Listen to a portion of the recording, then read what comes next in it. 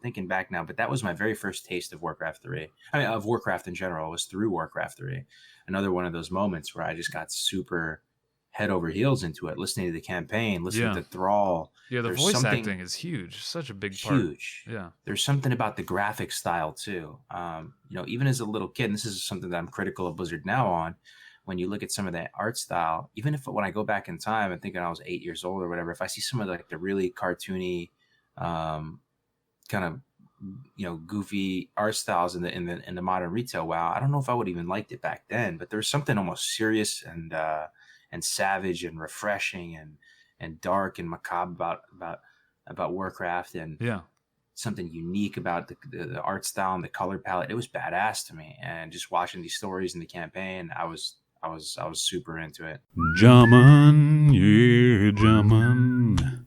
I hope you like a Jaman too. Welcome, one and all, to JhamanCast. This podcast is dedicated to celebrating video games and delivering video game interviews. I adore video games and love sharing that every week. Stick around, I think you'll have a good time. This week's interview is with another World of Warcraft YouTuber, streamer, extraordinaire. This interview, it's a few weeks old now. And I've grown to know this man a little bit better since this moment. I hope you guys enjoy meeting him as much as I did. You might know him.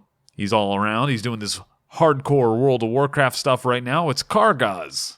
So I hope you guys enjoy as much as I did meeting him, listening to him. But before we get to all that, I want to inform you of a few ways you can elevate your show experience. I have a number of ways you can join in, be a part of the show.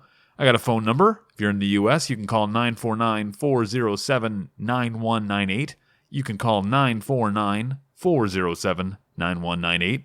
Leave a message. You might be part of the show. I have a Discord server if you want to chat with me or other fans of the show. I'll put it in the show's description so you can join easily. And also you can follow me on Twitter, @JhamanTheShaman. And I'm also on Twitch, twitch.tv/Jaman. So with all that out of the way, let's get this podcast started.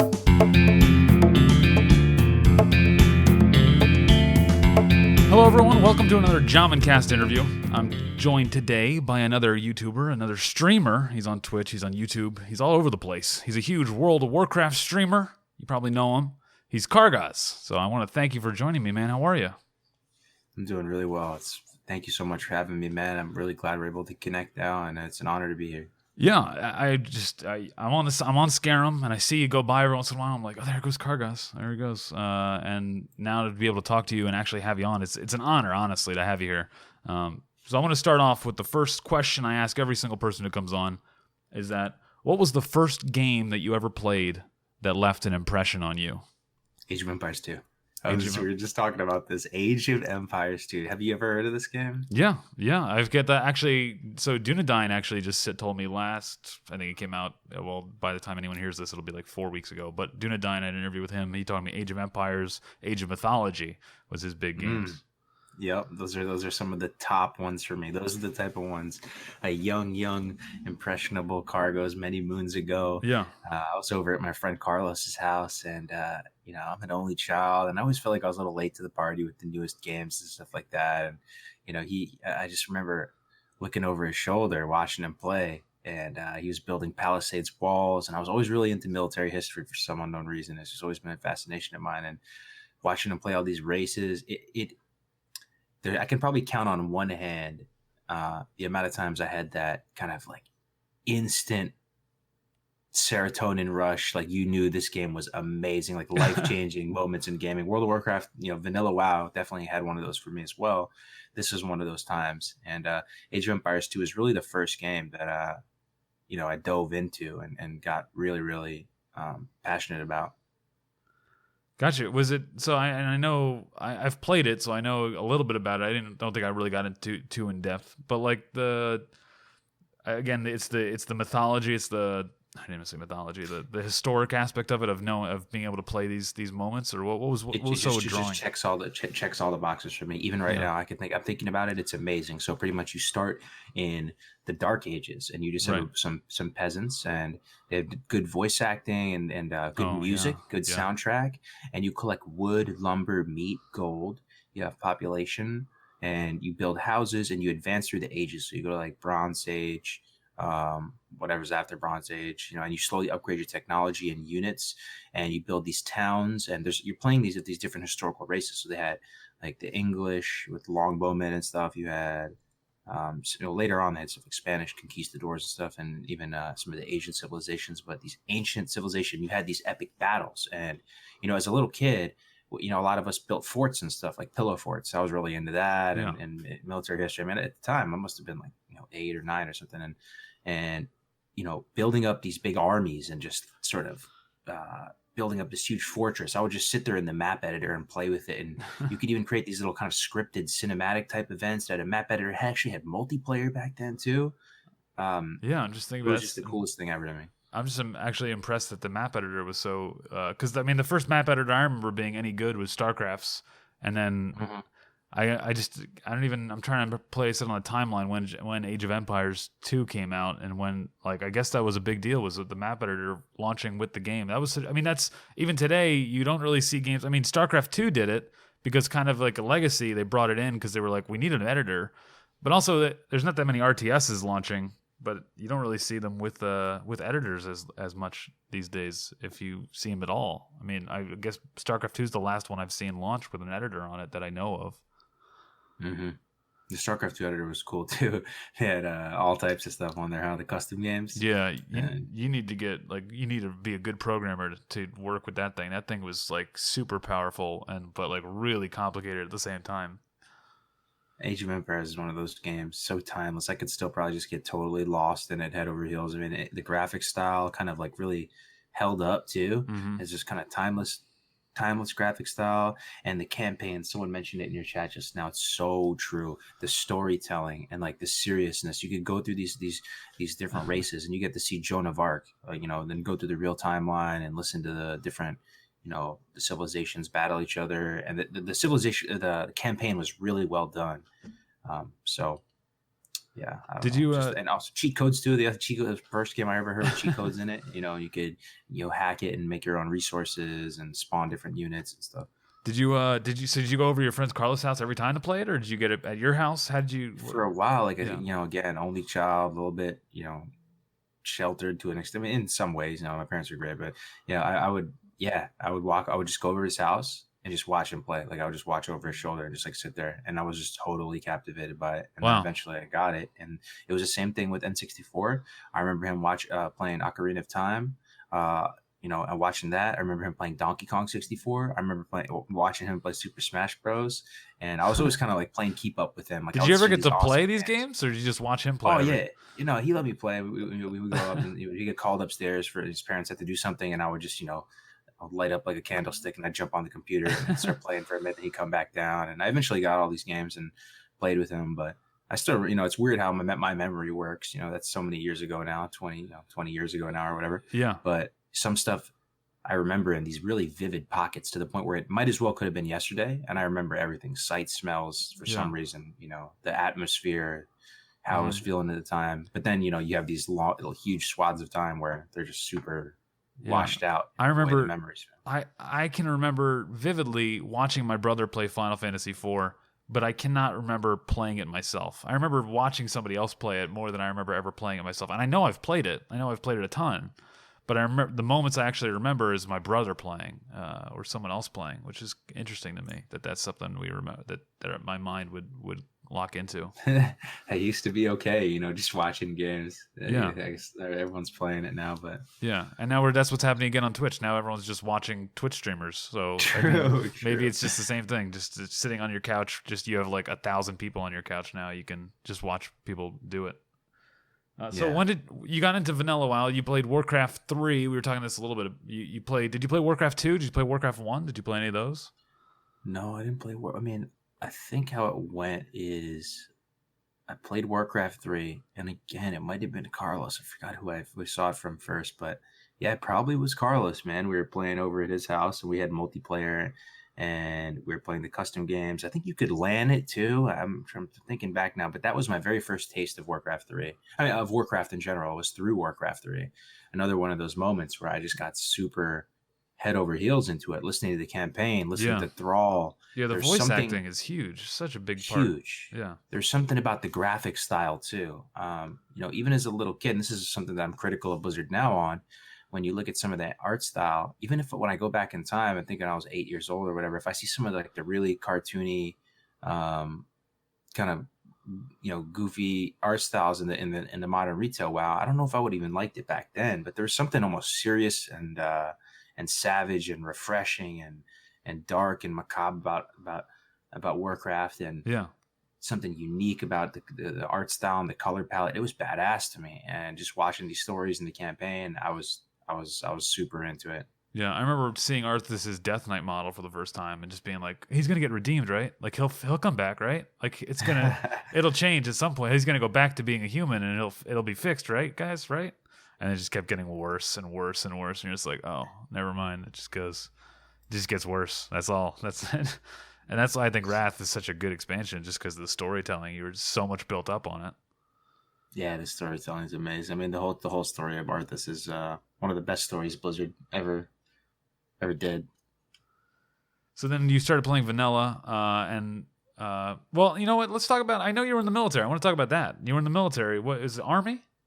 Yeah, Army National Guard. I'm actually currently in the California Army National Guard. You still are? Okay, that's Yeah. wow. And you talk about military history being a big part. I didn't know if that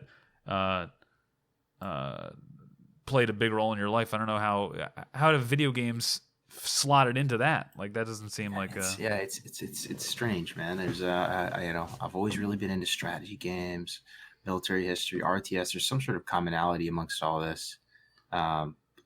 Just one of those kids. On my dad's side, and on my mom's side, actually, just most of the men served in some capacity. So my grandpa was born in 1918. He served in World War II, towards the tail end of World War II, and then served his main service was in Korea, and he did really well in Korea. He defended this prison camp and got all this hype about him, and he just kind of lived this classic American GI story. Then after the military, started his career as just a teller, just a basic bank teller, and worked his way up to president of Crocker Bank and Import Export Bank, and wow. He was an idol to me, and my own dad, and just all these people. So I was always fascinated with military history and soldiering and the uniforms and the battles and the generals. I would really be into it. And then video games is another passion, and chess too as well. Like this is another thing. These are things that for some reason I was just always really into, almost too much so. And just it's been consistent throughout my life. So now I'm in the Army National Guard. So you can be active duty in the military, which means you're a full-time soldier. You live on a base somewhere. You get deployed all the time. I'm in the National Guard, which is a reserve component. So you go do your drill once a month, and then 2 weeks a year you go off and do your annual training. Okay, gotcha. Somewhere. Yeah. And then you're a full-time streamer then now, right? That's for a while. Yeah. When did you make that switch, and how did that come about? Or so pretty much I've also been an entrepreneur pretty much my whole life. I've never been a great student. I've always been kind of very much a C's get degrees student. With that said, I got through it, got my degree, and somehow by some miracle made it through. Now I remember my first business ever was a tennis racket stringing business. So I had this little dinky stringing machine, and I would go and string people's tennis rackets, because I've always been into racket sports as well. And that was my very first business. And then anyway, in 2014, I built a gaming company with my co-founder Chris, who is one of my friends who I played Vanilla WoW with. We played Halo 2 together with. We competed and got stomped in MLG Meadowlands for Halo 2 back in whenever that was. And we started this gaming company called Esports Hero. It was a website, a skilled gaming platform that we could facilitate online money matches for some of the top global esports, stuff like Hearthstone and StarCraft. We'd basically integrate through some of these games APIs, and we could facilitate online money matches. So if you wanted to play a $5, best of 5 Hearthstone series, you could do so. And we facilitated through our site. And we built this company in 2014. It eventually got acquired in 2017 by this German competitor, Challenge Me Esports GmbH. But anyway, after the company got acquired, I was so ready to do the opposite of entrepreneurship, which is really just join the military. Yeah. I was getting a little bit older. I was 26 when I got acquired or whatever. And I'm thinking to myself, man, I'm getting older. Like, do I ever want a military career? It's now or never. I should go do this.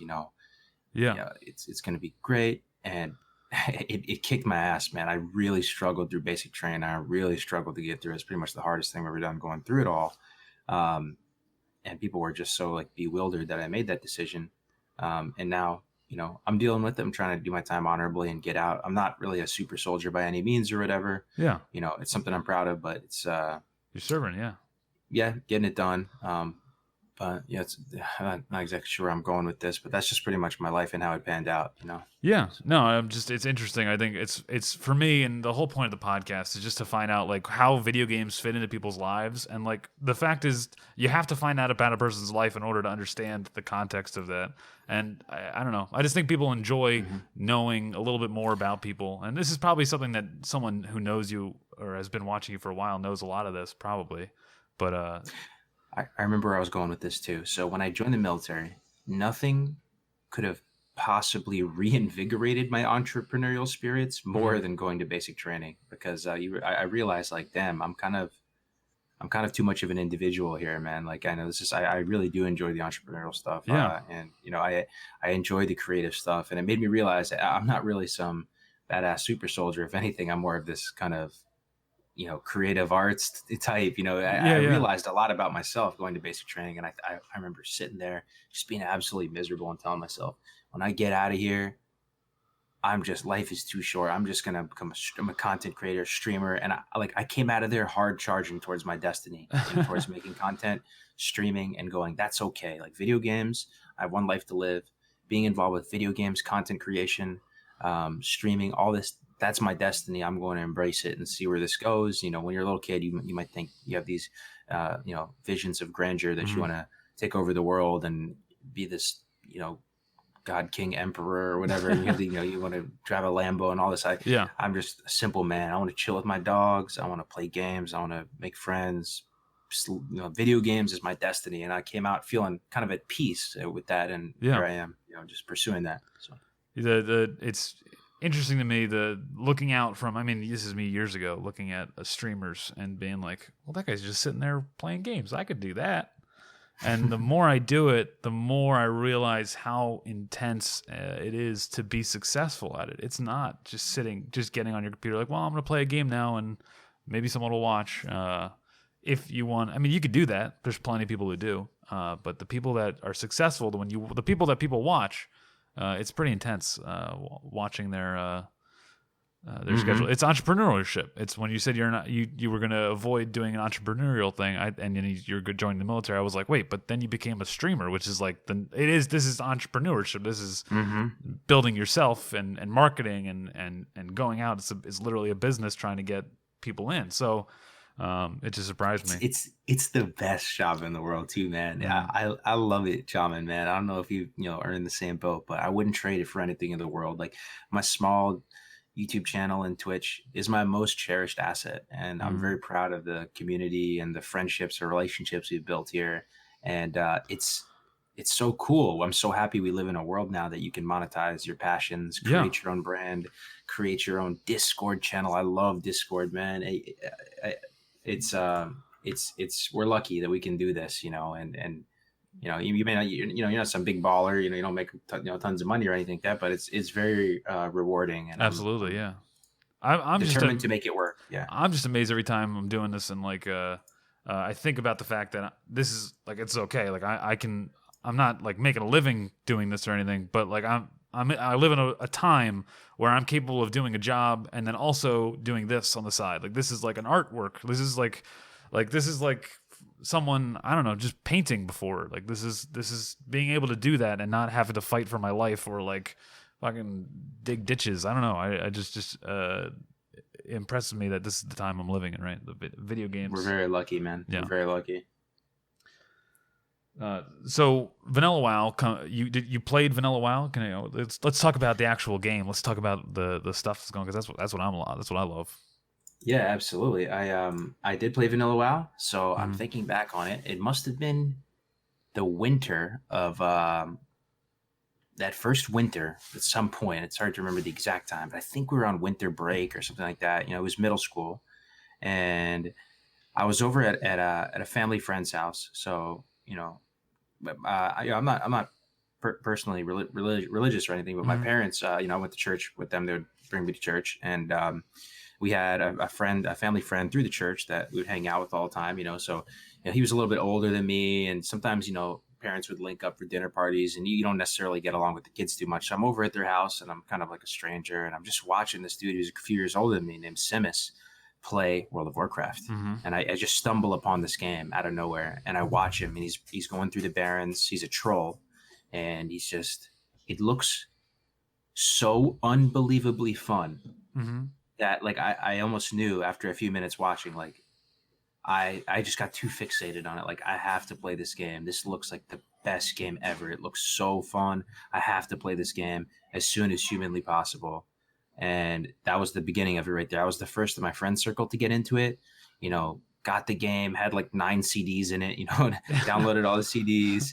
And that winter break started getting in to Vanilla WoW, and you know, made a Tauren warrior on the Illyria realm. I didn't know what a normal server was. I just figured that was fine, you know, and I leveled him up. Yeah. And clear as day. It's a little Tarn Warrior pocket. was your first one. Very first character I ever made. No, I didn't end up getting that guy to 60. I ended up getting him to 17 and jumping ship on him and actually going Alliance at that point. But it probably took me, you know, days and days to get to level 17. And I remember that first trip out of Camp Narachi into Mogor and watching, you know, the characters go around and get little eggs off the ground, and they were making these gingerbread cookies, and I would ask them like, what are you doing, man? And like, oh, I'm making cookies like out of these eggs. And it just blew my mind. It was like, this game is insane, man. I tried to spread it with my friends. I got my buddy Max into it, who's in my guild to this day. Max the Ripper on Skyrim. Shout out to the man. And you know, we were doing some Twink BGs today. Been one of my homies since day one. And it's pretty much over from there, man. Played vanilla, got to AQ. We got to AQ 40. We were progressing to AQ 40. I don't think we ever cleared everything, but you know, this is a little lost in the sauce 14-year-old going through it. And I remember we played early enough at a time that I was playing a dwarf paladin. That was my first 60. That I just remember, you know, wanting to slap people around with a 2-hand and be this big, strong, you know, DPS and be good in duels. And my job in the raid was to stand so far back in the raid. It was first of all to buff people, and then stand so far back in the raid so that I could res people that would die in combat, because you could somehow res while raid fights were going on. So I would just sit way in the back with my little banana spalders on, resing people and buffing them, and I'm like, dude, this is so lame. Like I can't even. Don't get in combat. Don't engage. Just res. Yeah. Wow. Yeah. Wow. I'm trying to think about the fact that you're 14 and this is. Voice chat is probably not a thing. The buffing. That's what I wanted to talk about. Dune and I talked about that. They changed Classic. Right now is on 1.12. So you have the 10-minute buffs on the blessings as opposed to 5 minutes. I think, right? Is that how it is? I think because I still haven't played Alliance. 5 minutes on the basic blessing, and then I believe it's 15 minutes on the greater blessing. Okay, on the greater blessings. Yeah. So you don't have to sit there rebuffing 40 people for the entire time. You can actually, you know, participate in the fight at some point. You can play. Yep, it's true. Yeah, you can participate. You know, and I was, you know, but just it's night and day. You know, my understanding of the class back then in vanilla versus my understanding now, because I have a 60 paladin now as well. Yeah, I love the paladin vanilla now. I've come full circle on it. I think they're awesome. People talk about a hybrid tax and how you're penalized in vanilla for being able to do more. But the more and more I learn about this game, I really don't see the tax. I see it as a hybrid bonus, and that I think I love how hybrids function in vanilla in an environment where you cannot have your cake and eat it too. You cannot just freely respec whenever you want. You have to. Yeah. Gold is a very real concern. Respecing isn't something you can just do willy-nilly. And you know how they perform overall quality of life wise, really just so cool. Yeah, I mean, I tank on my shaman, I DPS on my shaman, I heal on my shaman, and I never respec. I just stay enhancement, and I just like, oh, I'll put my healing gear on now. I'll put some tanking gear on now. I'll put some DPS gear on now. All right, we're good. Like it's literally the same thing. Yes, it's not as perfect. If I respec, I do better if I did that. But it's a lot, and it feels a lot like a warrior. I look at warriors that can tank and DPS, and in raids they do it all the time. And people are like, all right, pull your tank set out, and everyone's like, yeah, is he tank spec? No, he's arms. but like, or he's Fury, but he just puts his tank gear on, and he's fine. And that's how I feel about I don't know I've if you. seen you tank on your shaman now a couple times, man. You make it look so easy, I have to say, and effortless. I just see you just, because I was out there recently tanking on my paladin through Scholomance and stuff, right? Yeah. And I remember, when you were tanking Scholomance, and there's some fights, we don't have a hard taunt as shamans as well, right? And you're making the Skolo seem just buttery smooth, super easy. Oh, that's struggling not me. through some of these fights. That's not me doing that. Yeah. That's my healer. That's my DPS just killing stuff before I have to deal with it. Like that's not me. But yeah, the Nagel ring. I got a guy in chat. Nagel ring is so big, dude. It's such a nice little buff. I want that trinket off of Ragnaros. If anybody ever we gave it to some DPS warrior because nobody wanted it the other time. I was like, dude, that thing's it's so nice. The damage return, give me some 16 damage return. I want that. I want me some Nagel ring. How many times have I run freaking BRD for that Nagel ring? Honestly, probably like 50 to 100 times in that range, and haven't seen it drop even one time. Seen Hodge drop, and all that stuff. But yeah, I mean, the thing about shamans tanking is that they have literally free threat with Rockbiter. You just put it on and you just attack things, and everything sticks to you as long as you're attacking it. And you don't need mana for that. So the only time I use Earthshock is when I lose threat. It's a taunt, but it's not really a taunt. It's just a huge threat boost. Yeah. I mean, you can do it. That's one of the cool things about vanilla. Like, so I look back at some of my old guides, man, and I really do like cringe from the bottom of my soul. I cringe because I speak in such absolutes about the game, and the more and more you learn, is one of the coolest aspects of vanilla is if you're determined and you're willing to use consumes and spend a little gold and think outside of the box, you can make damn near anything work in this game. You could probably tank as any class. You can do. I've been boomkin tanking recently. I tanked MC as a prop pally the other day. It wasn't like the main tank, but like I serviceably was applied towards the tanking role and got from point A to point B. Like bosses hit you and not the other people. Yeah, exactly. We held it. We didn't die. Yeah. Was it the sickest TPS ever? Probably not. But, then you have this greater blessing of Kingspan. I didn't have enough symbols on me at the time because they just asked me, 5 minutes before they summoned me, hey, you want to, sub in here for MC with our guild? I was like, oh, man. But I just love that about the game. I love Vanilla WoW. It's the best game ever made. I mean, hands down, I always say on stream, it's in its own tax bracket. Like it's the holy grail for me. It's up on the S tier. Like we could have that discussion, best games down on the A tier. World of Warcraft, Vanilla WoW, S tier forever in my heart. Biss, best game. Do you think this is the best version of it? I mean, or is it with 1.12 and everything? Are you happy with? I mean, you got to be. You're obviously happy. It's S tier, but like, I don't know. It's not. It's the final version, right? It's the 1.12 itemization, all that. Are you good with that? I'm good with it. Yeah. The more and more I think about it, there's just everybody and their mama has an opinion on the game, and there's always pros and cons, and that's another thing too. As you get older, things become less clear. Like you can kind of see that there are pros and cons to everything. It's harder to be super gung ho about one specific point. Like I see the drawbacks of to and fro. I feel like the version we ended up was really good. I'm really happy with Classic overall. There's some things that kind of scuffed it up though a little bit, like with regard to how many servers they rolled out with, and also the server transfers early. Also, Blizzard's in my opinion. Man, I don't know, man. I'm happy with what we have. It's easy to be a doomer, man. I'm really happy, and I also think that I'm having more fun this time around, the second time around, re-experiencing Classic WoW. Now that we're a little bit older, we got some wisdom, we got some stripes on us. We know what it's like to not have Classic WoW, to not have a good community. We go through this huge period of time where we got to reflect on how awesome Vanilla WoW was, and now we have it again. And like we're in that glory days period right now, and we'll look back on this second iteration of Classic WoW with nostalgia and reverence. A few years from now, it's probably not always going to be around, and we're going to be like, dude, remember when Classic came out and all the hype for it, and we were just leveling our characters up, and that's when Classic 2 comes out. They just the Electric Boogaloo. For me, it's amazing to me every time. I think the consumables is the biggest thing for me for Classic that I did not realize, because I didn't play on private servers, I didn't play on anything.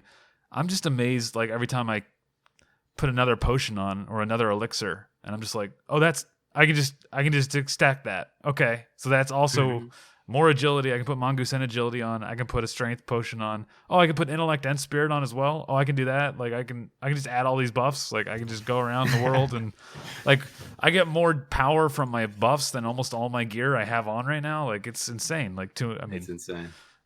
That's was any other version of the game like that? I can't even remember. I mean, I played TBC pretty hardcore. We were there right at launch. We were some of the first people into raid on Karazhan on our server back in the day, but. Yeah. I don't remember us going super hard for world buffs or doing anything like that. Even I think you got. I'm pretty sure you got 1 flask and 1 elixir. Pretty sure they did that in Burning Crusade. I'm not. I might be remembering wrong, but it was like you get 1 flask and 1 elixir, and everything was like labeled.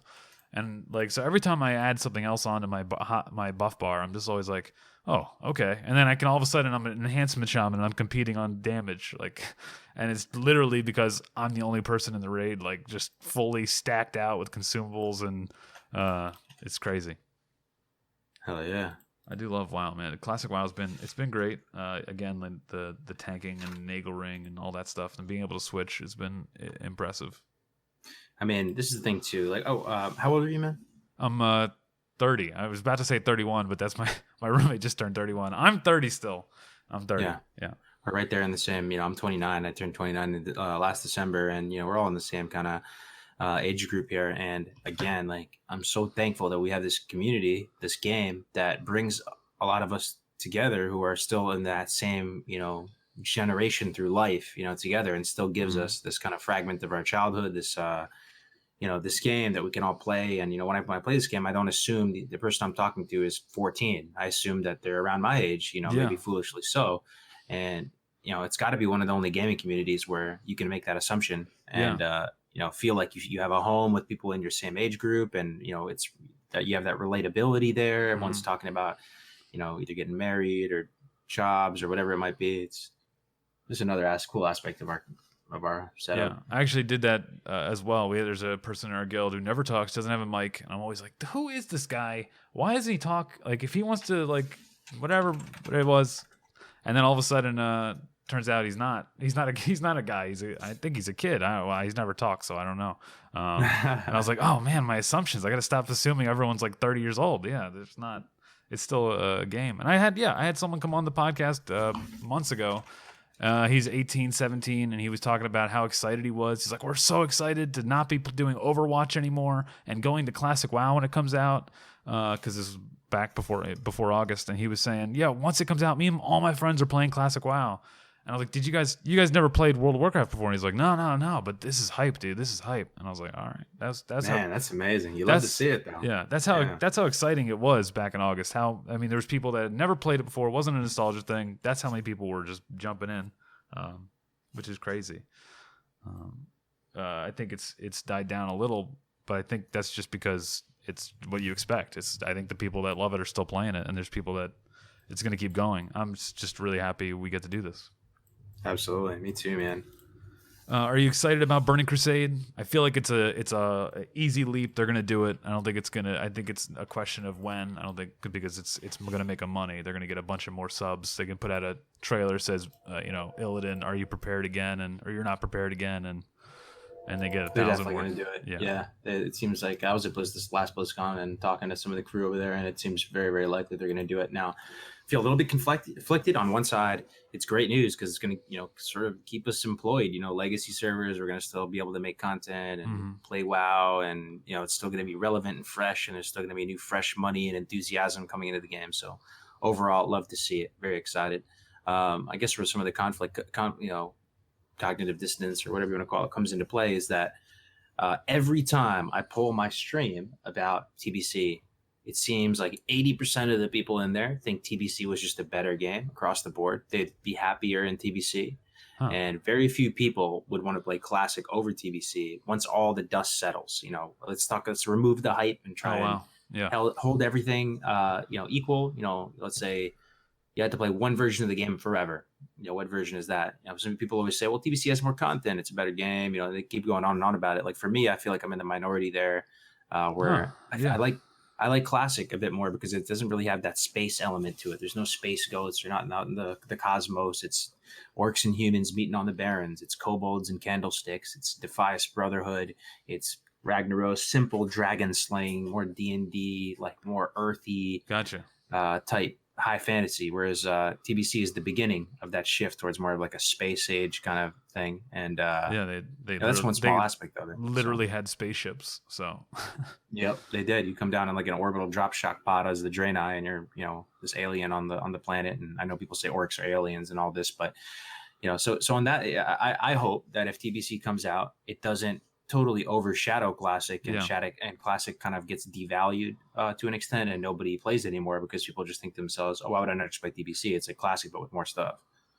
Yeah, I agree though. I'm worried they're gonna, I say split the player base, but it's like it's the same thing that happened to everybody once Burning Crusade came out that was doing Naxxramas content, right? Like, why would they stick around and do Naxxramas when Burning Crusade is out? So they leave, and then everyone that's left playing Classic is kind of like going to be, oh, where did everybody go? Where did my guild? I mean, your guild you're in right now. How many of those people are going to be like, all right, we're going off to play Burning Crusade, and then people are like, well, I want to stay here, and you got to be like, well, see ya. And like, why would you stay? Why would you stay in Classic when it's exciting and hype and mode and going into Burning Crusade is exciting? That's what I'm saying, man. So I'm a little bit nervous, but I think it's good. It's going to be good. I'm glad there's going to be legacy servers going to continue to be a thing. And yeah, I hope what they do is they release Burning Crusade and they also say, and here's a new server that's only on Classic still or something, or I don't know, some way to make it so like Classic still has hype on it, but maybe they don't want to split their hype. Mm-hmm. We'll see. And they're going to make a ton of decisions. It's all like just speculating is literally just saying like, well, they have, that's the decision they're going to have to make. And we're just going to find out what it is at some point. So you're excited to play Warcraft 3 again? The Reforged just came out. It did. I just downloaded it and it like just popped up kind of automatically. And I'm looking at this main screen right now. The rain is pitter pattering. The Horde banner, the same Horde banner, higher fidelity now is here. As my man Artosis would say, I have the sickest nerd chills right now looking at this. It's checking all the boxes for me. I am ready to just, lose myself in this right now, and it's going to be really fun to play Warcraft 3 again. I'm ecstatic. Like, honestly, like I'm 11 out of 10 right now, hype level. So to get into this. Are you going to play Dota Reforged? Dota Reforged. Like they're gonna make a custom game of Dota. I'm assuming that Dota still works, that the custom game still works on there, and you can just play Dota 1, right? Is that a thing? I don't know. That's what I'm wondering. Could it be? Could you play Dota 1 in Reforged graphics? And I played Dota 1, man. I played Dota 1 when all that stuff was fresh, and I remember, and there was other custom games too that were like equally as cool and equally as popular back in the day too. Dota that people would play. I used to love those Warcraft 3. Yeah, those Warcraft 3 custom games. Oh man, we used to play it in the computer lab at high school. Because Uther party, yeah. Yep. What was do you remember your favorite moment in Warcraft 3? Do you remember what it was?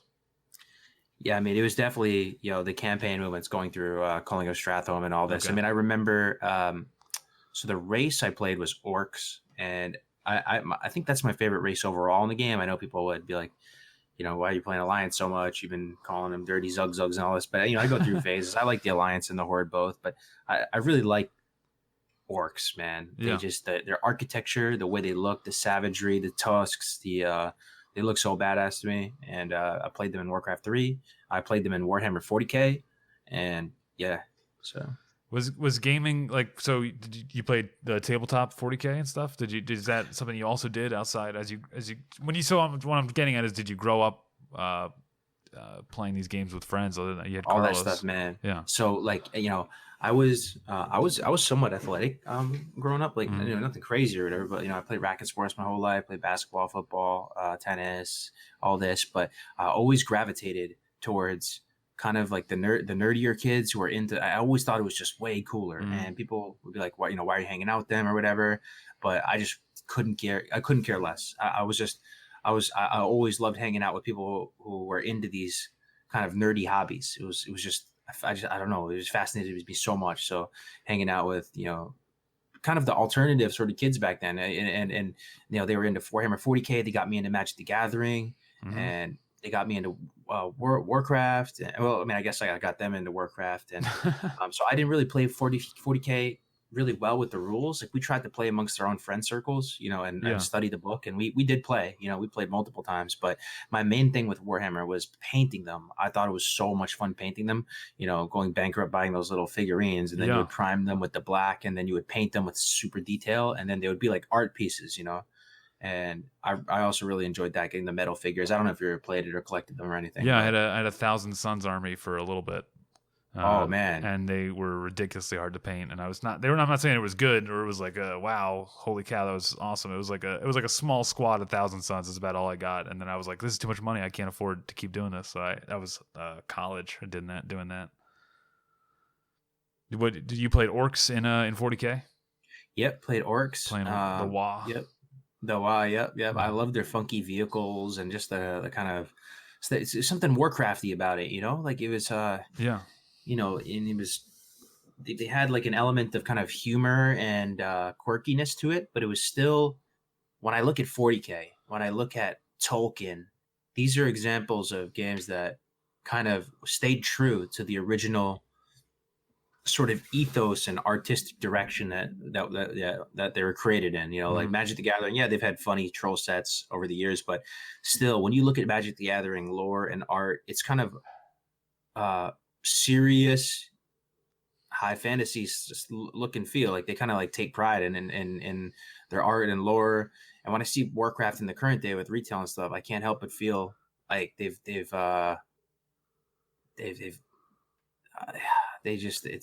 too silly now. It's too kiddie now, man. Like it just compared to, I used to take Warcraft like kind of seriously and take pride in it and be like, oh, this is badass, man. Look how savage these orcs look at this lore. Even right now, looking at the Warhammer 40K screen, like I see this and I'm like, I'm captivated. Like, oh man, I don't know. Yeah, it's play it, but it's serious as opposed to cartoony or appealing to family. Like you're like, no, that's a serious moment right there. That's a serious orc. That thing could kill you. As opposed to in WoW now, it's probably, and this is just me extrapolating your thought.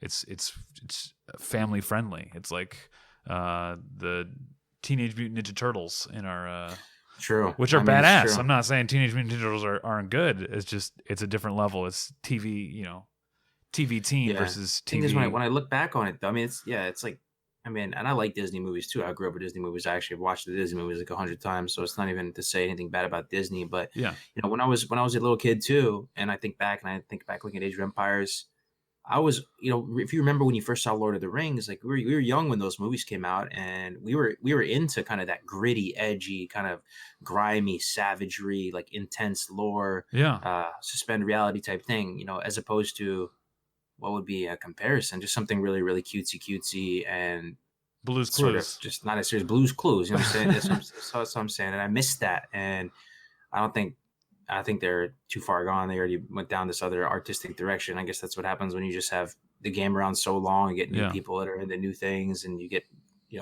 go public and you get stakeholders and all this. But that's something that I've noticed in my life, man. That feels bad. Games that I invest in emotionally, financially, things like Halo. I used to be a Halo fanatic, man. I used to be on the Bungie forums late at night studying, trying to find clues about the lore when Halo 2 was coming out, and getting super into the story of Spartan 117, John, Master Chief, his Spartans that he grew up with, the program Reach, and Halo 2 came out. I knew the lore. I take pride in in Halo 2 knowledge. And I read the books, First Contact, The Flood. There's like 5 or 6 books of Halo books that I read and used to just love it. And then after a while, when the games get really popular and they keep making too many of them, they almost sell it out a little bit. I know it's a played out thing to say, but now it's, you would kind of cringe I cringe a little bit saying like, oh, I'm a big Halo fan, because then you look at the new games and it's just, I don't know what the solution is, but I want to see people who prioritize the integrity of their universe, the cohesiveness of the lore, the richness of the universe, that above everything. Are you still reading? Are you still reading books right now? I just want to. I haven't read a paper book in a long time, I must confess. Do you have Audible? Do you have an audiobook at some point? My wife does, yeah. And the last time I read an audiobook was like on a long drive. There's this, so everything you're saying, and I've said this a couple times. I don't know why I'm such a cheerleader for this author, who I think you should check out. And this is what I mean is this is integrity above all else for the story. And like there's this it's just okay. It's Brandon Sanderson. Have you heard of Brandon Sanderson? Brandon Sanderson. Yeah, this is I'm telling you, this is the next. I don't know if it's Game of Thrones. This is next Lord of the Rings. It's its own thing. I don't want to compare it to those, but I think it's on that level as of a story. And it's not done. Like it's still, he's got like 10 books planned. Like he's a young guy, so I'm not worried about it not ending. But it's the Stormlight Archive is the series. So if you want a story that's like insanely long, by the way, it's super long still. Like it's already longer than the Bible, like these books, and they're not done. There's only 4 books right now.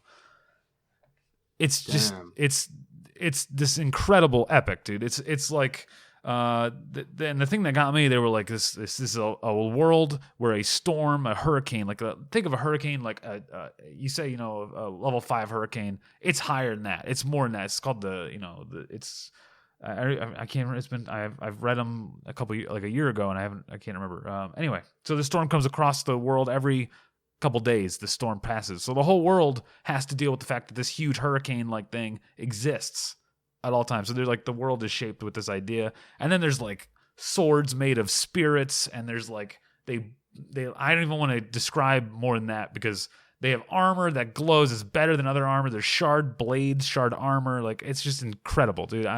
This story, and I just can't wait for the movie. I can't wait for the game because it's coming. I swear to God, this game, this is the next thing, man.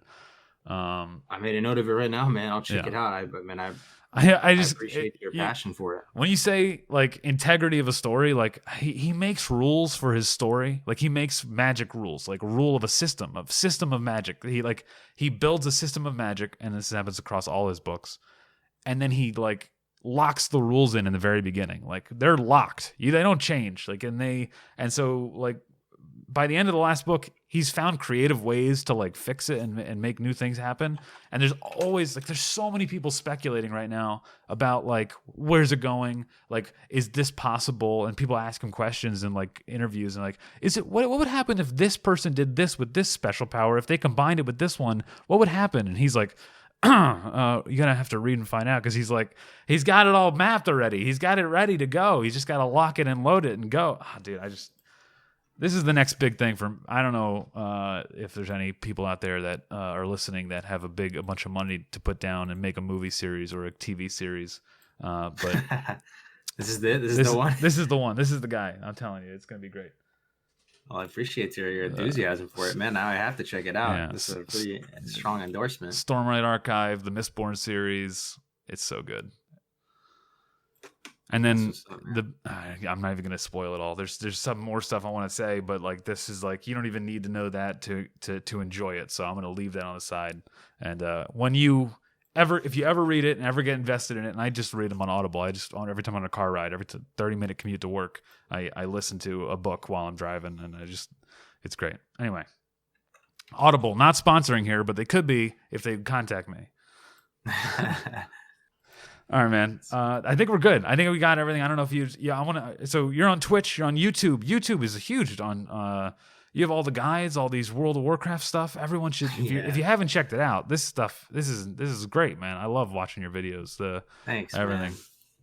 Yeah. I mean, I really enjoy it, man. I love collaborating with people and stuff. If you ever want to work on a project together or do something like that, I'm super down. And, this is my primary source of income, and like kind of my, some people might think it's basically, I take a lot of pride in this and what we do, right? And being a content creator and all this, and I want to see where this takes me, and I'm just thankful for everybody who's giving my channel a shot, giving my brand a shot, and going along with me for the journey, man. Thank you very much for having me. Mm-hmm. Absolutely, man. Is there anything else do you want to plug your YouTube? Is there anything else anyone should follow you anywhere? Oh, it's twitch.tv/Kargoz Gaming. And if you search Kargoz on YouTube, it should come up. I'll be doing a, Warcraft 3 Reforged stream here soon. And that's pretty much it, man. I would love to have you on GMA sometime if you're ever around for that, where we do like the weekly talk show. Yeah, 100%. I'm down, man. It sounds like a plan. At some point we'll get on. We'll hook it up. Hell yeah. Sounds good. Jaman.